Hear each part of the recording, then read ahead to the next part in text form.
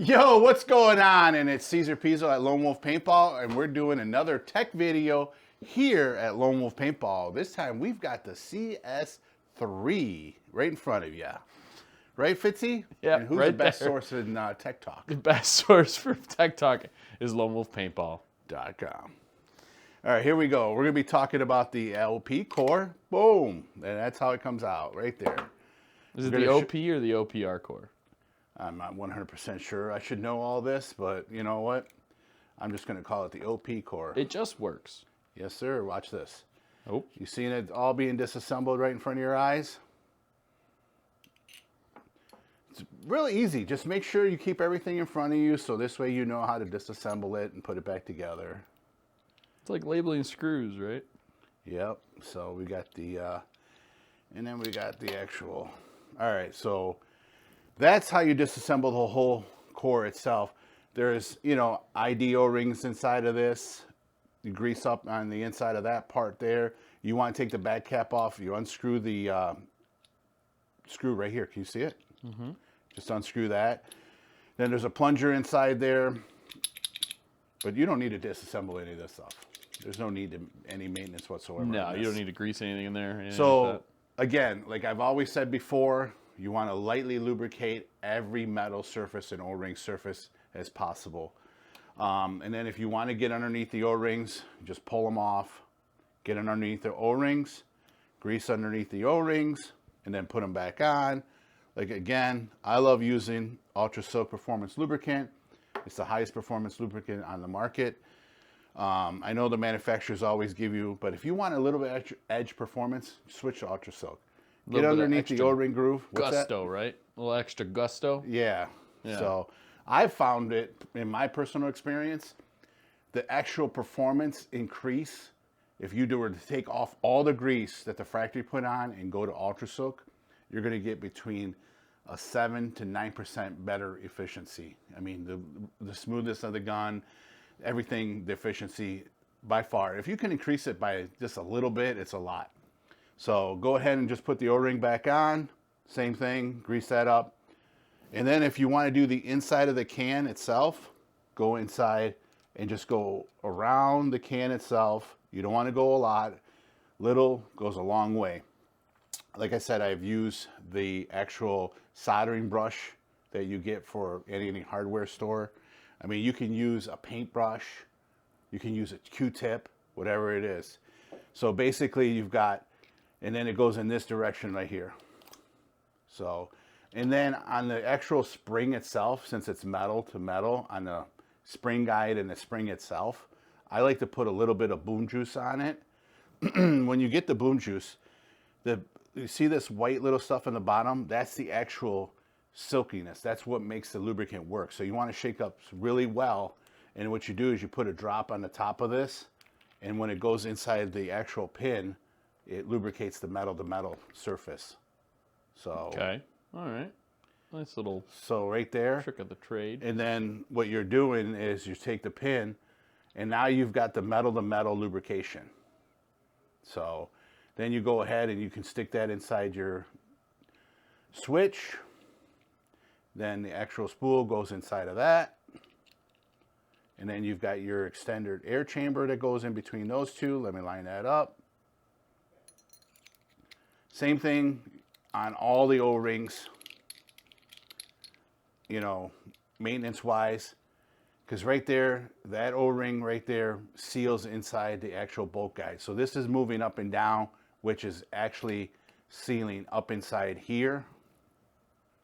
In this area here. Can you see this, Fitzy? Mm-hmm. Right in here. That's where that's moving. That's sliding back and forth. And then there's another O-ring inside here where the front end of this is sliding against here. So you want to lubricate here.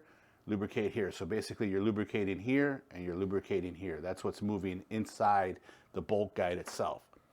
So when you put that back on, and then just go inside here, like that. And then you can go ahead and screw the bolt guide on. You can hand tighten everything. Just because it has hex on it doesn't mean that you need to grab a pair of pliers and wrench it down. You can make it snug. So then you've got, Just hand tighten. yeah, hand tighten works. Yeah. So then you got these two O-rings here. You want to take those off, lubricate those, put them back on. That is your actual bolt guide O-rings.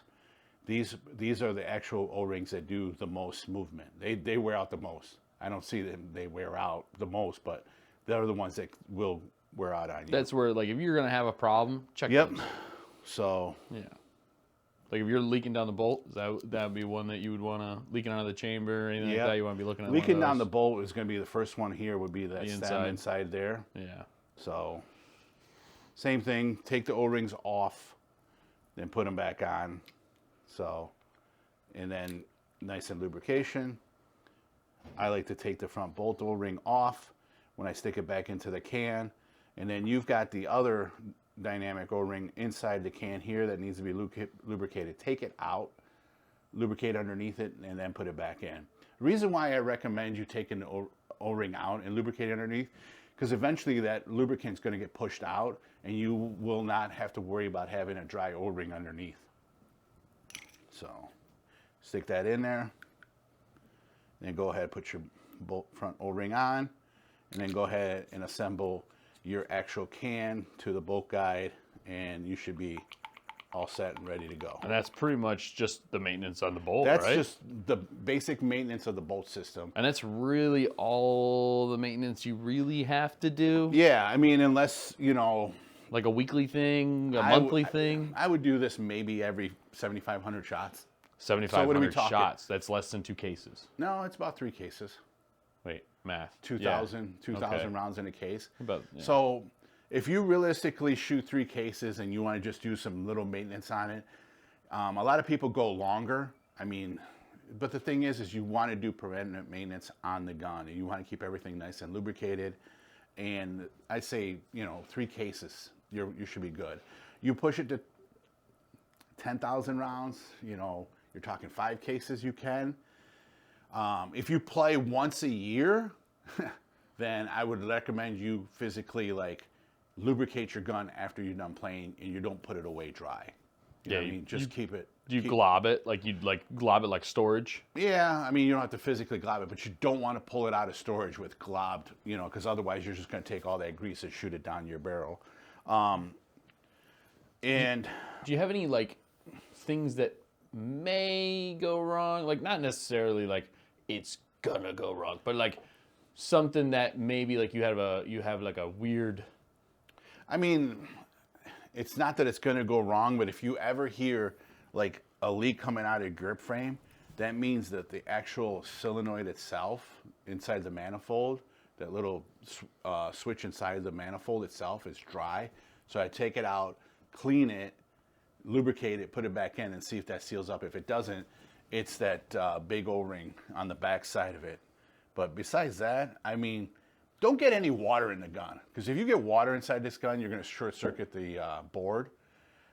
Especially, you know, people like to pour water down the top of the breech to clean out their paint. That's a big no-no. Yeah. I mean, don't do that, because then all you're going to do is... It's not an autococker, don't do that. No, it's just going to get into your eyes, and you're going to short circuit the top What about the board. reg? Like we know the reg is super simple. Oh yeah, the reg is super simple. You're basically unscrewing this here, and you pull it out. When should you? How often should you grease that?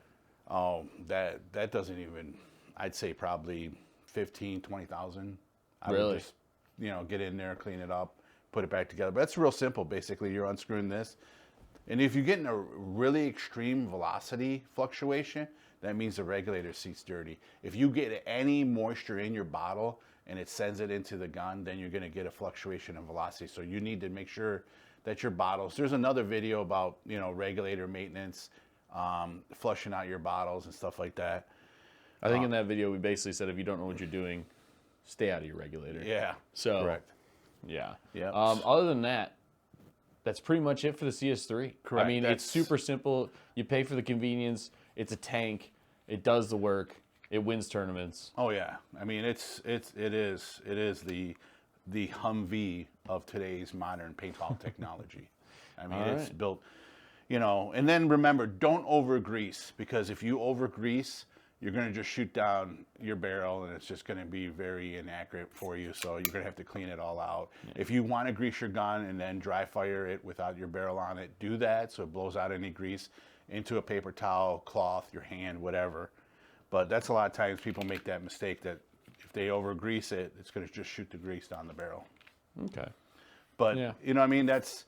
Just let us know in the comments below if there's any other videos that you guys would like us to talk about, or in general, you know, put it in the comments below. Awesome. Any comments, you know, good, bad, indifferent. I mean, I don't care. I mean, you can tell me whatever you want to tell me. I'm here. I'm here all day long. Pizzo, you're always there. Thank you so much for showing us the maintenance. Where do they shop? LoneWolfPaintball.com.